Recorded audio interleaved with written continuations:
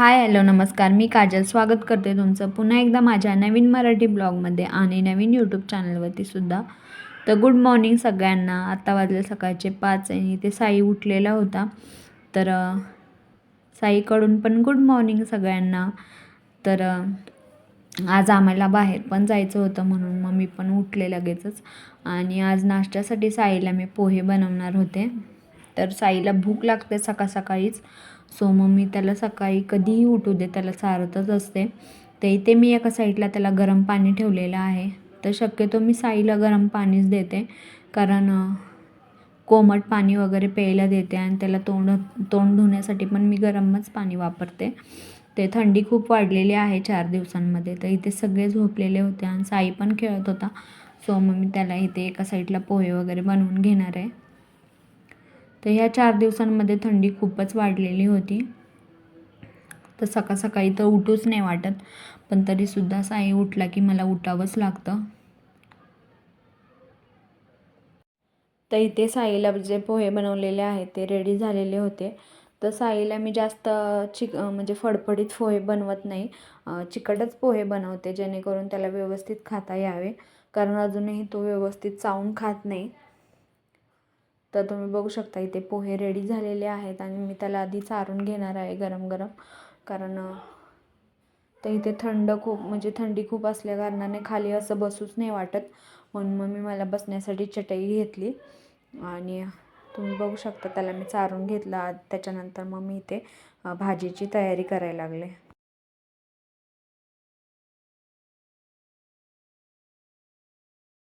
ते इथे मी कांदा टॅमॅटो वगैरे चिरून घेतलं.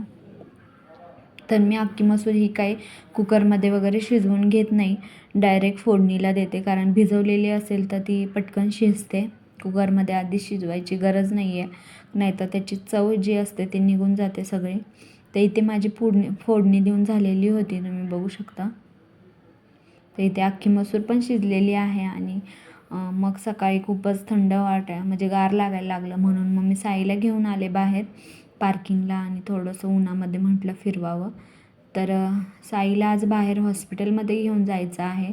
सो त्याच्यामुळे मग इथे मी त्याचं वगैरे आवरलं आणि माझं पण आवरलेलं होतं, आंघोळ वगैरे झालेली होती आणि म्हणून मग मी साईला थोडंसं बाहेर घेऊन आले उन्हामध्ये.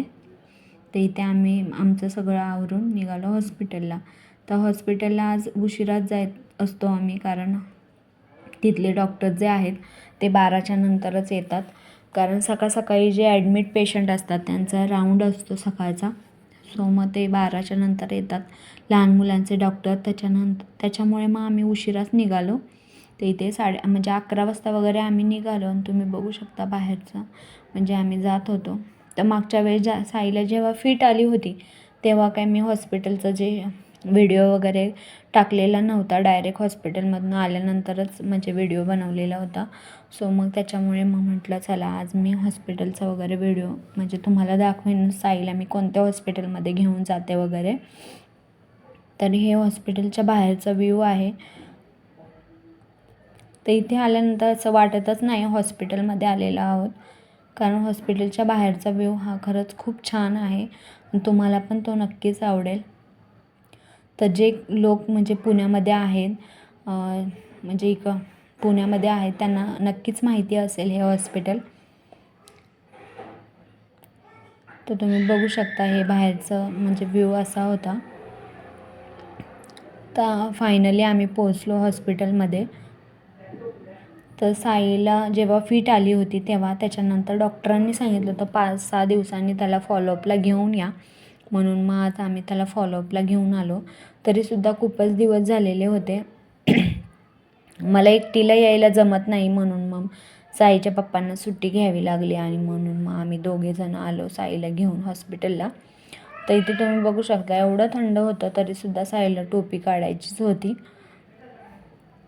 तो हॉस्पिटलमध्ये भरपूर गर्दी झाली आहे. 2 वर्षापूर्वी जेव्हा मी साईला घेऊन इथे आले होते तेव्हा अजिबातच गर्दी नव्हती ह्या हॉस्पिटलमध्ये आणि आता बघू शकता तुम्ही म्हणजे गर्दी खूप वाढलेली आहे. तसं ते हॉस्पिटलसुद्धा खूप छान आहे.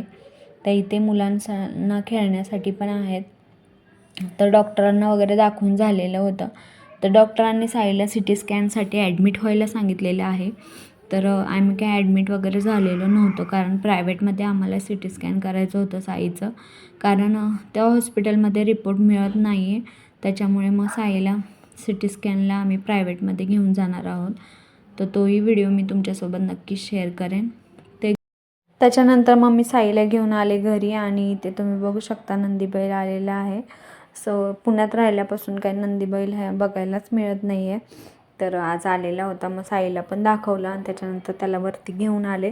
तर इथे पाणी वगैरे मी त्याला दिलं, तुम्ही बघू शकता. तर साईचं वजन खूप कमी आहे त्याच्या वयानुसार.